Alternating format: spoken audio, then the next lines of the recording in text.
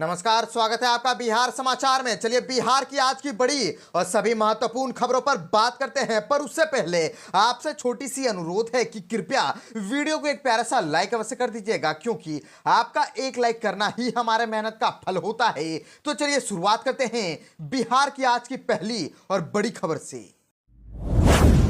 इस वक्त की बड़ी खबर बिहार से आ रही है, जहां पर बिहार में चुनावी साल में नीतीश कुमार ने बहुत बड़ा तोहफा दे दिया है। बिहार की 5 लाख लड़कियों को 50-50 हजार रुपए मिलेंगे। शिक्षा विभाग ने कर ली है पूरी तैयारी। जी हां, दरअसल बिहार में चुनावी साल में सरकार ने लड़कियों के लिए खजाना खोलने की तैयारी कर ली है। बिहार की करीब 5 लाख लड़कियों को 50-50 हजार रुपए की मदद की जाएगी। मुख्यमंत्री बालिका प्रोत्साहन योजना के तहत ये मदद मिलेंगी। आपको बताते चले कि बिहार में इस साल विधानसभा चुनाव होने हैं और चुनाव से पहले नीतीश कुमार बिहार की बेटियों को बड़ा तोहफा देने जा रही है। इसके लिए बिहार सरकार के शिक्षा विभाग ने तैयारी कर ली है। बिहार की लड़कियों को यह मदद मुख्यमंत्री बालिका स्नातक प्रोत्साहन योजना के तहत मिलने जा रही है। छात्राओं को योजना का लाभ दिलाने के लिए राज्य के विश्वविद्यालयों ने स्नातक पास 5 लाख से ज्यादा छात्राओं को रिजल्ट अपलोड किए हैं। इनमें सबसे अधिक रिजल्ट वर्ष 2024 में जारी हुए हैं। दरअसल इस योजना के तहत ग्रेजुएशन यानी कि स्नातक पास लड़कियों को राज्य सरकार की ओर से 50-50 हजार रुपए की मदद मिलेगी और यूनिवर्सिटी द्वारा स्नातक पास छात्राओं का रिजल्ट ऑनलाइन अपलोड किए जाने के बाद शिक्षा विभाग इस योजना का पैसा रिलीज करने की तैयारी कर रहा है। योजना का लाभ पाने के लिए इच्छुक छात्राओं को आवेदन के लिए शिक्षा विभाग बहुत जल्द पोर्टल खोलने जा रहा है और आवेदन का अपलोड रिजल्ट के साथ सत्यापन के बाद पैसे देने की मंजूरी दी जाएगी। बिहार में चुनाव से पहले अब विभाग में आने वाली है बड़ी वैकेंसी। अधिकारी से लेकर के चपरासी तक के पद पर होगी अब बम्पर बहाली। दरअसल बिहार में चुनाव से पहले नगर विकास एवं आवास विभाग के बड़े पैमाने पर वैकेंसी आने वाली है। विभाग के मंत्री नितिन नवीन ने इसको लेकर के 663 गैर तकनीकी पदों का सृजन करने का फैसला लिया है। उक्त पदों के सृजन के आधार पर कार्यालयों में उच्च वर्गीय लिपिक, लेखापाल, निम्न वर्गीय लिपिक, डेटा एंट्री ऑपरेटर, कार्यालय परिचारी आदि जैसे पदों पर बम्पर बहाली होगी। इन पदों पर कुल 35.27 करोड़ से अधिक की राशि वार्षिक खर्च की जाएगी और जिसके बाद विभाग अंतर्गत गठित एकीकृत शहरी अभियंत्रण संगठन 71 कार्यालयों का सुचारू रूप से संचालन किया जा सकेगा। और आपको बताते चले कि मंत्री ने कहा कि नगर विकास विभाग में राशि की कोई कमी नहीं है। विभाग विकास कार्यों को तेजी से पूरा करे, इसके लिए हम लोग एक मजबूत ढांचा बनाना चाहते हैं ताकि सिस्टमैटिक तरीके से काम हो सके। इस ओर आगे बढ़ते हुए विभाग को कार्यालय में गैर तकनीकी पदों पर बम्पर बहाली करने का भी आदेश दिया गया था, जिसके बाद विभाग द्वारा प्रस्ताव दिया गया है और जल्द ही इस प्रस्ताव को कैबिनेट में भेज करके इस पर मंजूरी ले ली जाएगी ताकि अभियंत्रण कार्यालयों का सुचारू रूप से संचालन हो पाए। और विभाग अंतर्गत गठित एकीकृत शहरी अभियंत्रण संगठन में 71 कार्यालयों में अभियंताओं को छोड़कर के अन्य किसी कर्मी का पद सृजित नहीं था। इस विषय को विभाग के मंत्री ने संज्ञान में लेते हुए कार्यालयों में उच्च वर्गीय लिपिक, लेखापाल, निम्न वर्गीय लिपिक, डेटा एंट्री ऑपरेटर, चालक, कार्यालय परिचारी आदि का पद भी सृजित करने का आदेश दे दिया गया था, जिसके बाद विभाग द्वारा 71 कार्यालयों में सुदृढ़ीकरण एवं सुचारू रूप से संचालन हेतु विभिन्न स्तर के गैर तकनीकी पदों पर आवश्यकता के आधार पर सृजन करने का फैसला लिया गया है।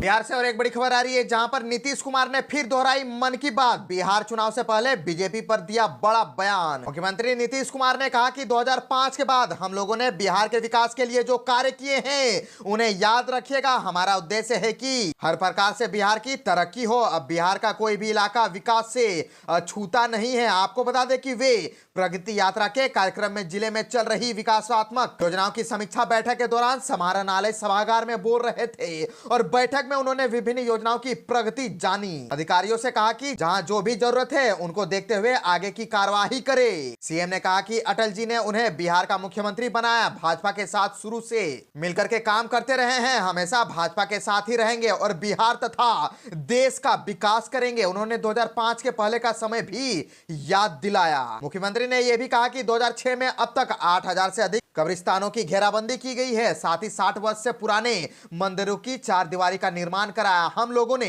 कोई काम नहीं छोड़ा है। केंद्र के सहयोग से कई विकास कार्य किए जा रहे हैं। उन्होंने कहा कि साइकिल योजना के तहत दी गई साइकिल से लड़कियां स्कूल तो जाती ही हैं, अपने माता पिता को बिठा करके बाजार भी ले जाती हैं। और आपको बताते चले कि शिक्षकों की नियुक्ति, पंचायती राज, पुलिस में महिलाओं की बहाली, अस्पताल में इलाज करवाने वाले मरीजों की सुविधाएं व संख्या की चर्चा भी उन्होंने की। कहा कि पीएमसीएच को 5,400 बेड जबकि 5 मेडिकल कॉलेज एवं अस्पताल को 2,500 बेड की क्षमता का बनाया जा रहा है।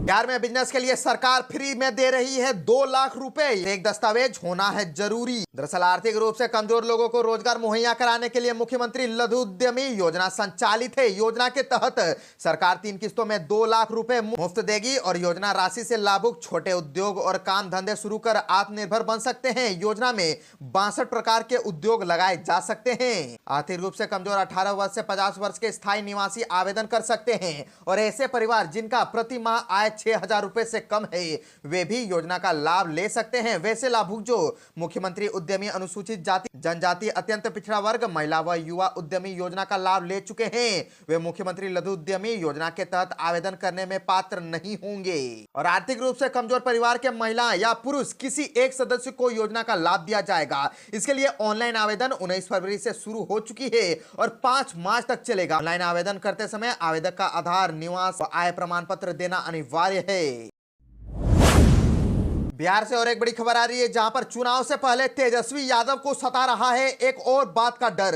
सभी नेताओं को चेताया। विधानसभा चुनाव तैयारियों को लेकर के फील्डिंग सजाने में जुटे नेता प्रतिपक्ष तेजस्वी यादव को मलाल है कि राजद को अपनों से ही मुंह की खानी पड़ रही है। कार्यकर्ता दर्शन एवं संवाद यात्रा के समापन कार्यक्रम में तेजस्वी यादव का दर्द छलका था। उनका आकलन है कि टिकट के कई दावेदार होते हैं, उनमें से किसी एक को टिकट मिलता है तो बाकी दावेदार उन्हें हराने में जुट जाते हैं, जबकि भाजपा या अन्य दलों में ऐसा बिल्कुल भी नहीं होता। दूसरे दलों में नेता, पार्टी पदाधिकारी एवं कार्यकर्ता एकजुट एक मत होकर के प्रत्याशी की विजय सुनिश्चित करने में दिन रात एक कर देते हैं। इसका प्रमाण 2024 का लोकसभा और फिर पिछले 4.5 वर्ष में अभी तक संपन्न हुए 12 विधानसभा सीटों पर हुए उपचुनाव का परिणाम है। तेजस्वी ने पार्टी की समीक्षा बैठक का जिक्र करते हुए कहा कि राजद नेताओं अपनी राजनीति चमकाने की होड़ में प्रत्याशी की लुटिया डूब रही है। इससे सबसे बड़ा कारण नेताओं की गुटबाजी सामने आई है। तेजस्वी ने सभी 243 विधानसभा क्षेत्रों की नब्ज टटोलने के बाद पार्टी की जीत सुनिश्चित करने के लिए कार्यकर्ताओं से आह्वान किया कि आप लोग यह न देखें कि टिकट किसको मिला है, आप सिर्फ पार्टी को देखिए, नेता के बारे में सोचिए। सभी विधायक नहीं बन सकते हैं, पार्टी जीतेगी तो सभी का सम्मान रखा जाएगा, गुटबाजी भूल जाइए। 27 को समस्तीपुर वहीं 1 मार्च को मधेपुरा एनडीए कार्यकर्ता सम्मेलन के आखिरी चरण का शेड्यूल हो गया है जारी। दरअसल जदयू प्रदेश अध्यक्ष उमेश सिंह कुशवाहा ने कहा कि 2025 में 225 और फिर से नीतीश का नारा अब बिहार के हर गांव-गांव में गूंज रहा है। मुख्यमंत्री नीतीश कुमार के नेतृत्व में सामाजिक न्याय के साथ विकास की आंधी चल रही है। एनडीए की चट्टानी एकता के सामने विपक्ष का सफाया तय है। श्री कुशवाहा को जदयू प्रदेश कार्यालय में एनडीए घटक दलों के प्रदेश अध्यक्षों की संयुक्त प्रेस वार्ता में बोल रहे थे और एनडीए का चल रहे जिला स्तरीय कार्यकर्ता सम्मेलन का 5वां और आखिरी चरण 27 फरवरी से 30 मार्च तक होगा। और मौके पर प्रदेश अध्यक्ष डॉक्टर दिलीप जायसवाल ने कहा कि एनडीए कार्यकर्ता आपसी समन्वय और एकता के साथ विधानसभा चुनाव की तैयारियों में जुट गए हैं। एनडीए सम्मेलन से पांचों दलों के कार्यकर्ताओं में नए जोश और उत्साह का संचार हुआ है। डबल इंजन के विकास की चर्चा गांव-गांव में है। 27 फरवरी को समस्तीपुर, 1 मार्च को मधेपुरा, 9 को शेखपुरा, वहीं 22 को मुंगेर और 23 को पूर्णिमा व कटिहार, 29 को भागलपुर व नगवछिया और 30 मार्च को बांका में सम्मेलन होगा। और इस मौके पर हम के प्रदेश अध्यक्ष डॉक्टर अनिल कुमार ने कहा कि जनता की आशाओं से अधिक डबल इंजन की सरकार काम कर रही है। रालोमो के प्रदेश अध्यक्ष मदन चौधरी ने कहा कि सीएम ने समाज के सभी वर्गों का उत्थान किया है। वहीं लोजपा आर के प्रदेश उपाध्यक्ष अशरफ अंसारी ने कहा कि प्रगति यात्रा में मुख्यमंत्री ने जो भी घोषणाएं की हैं उसे अमलीजामा भी पहनाया जा रहा है।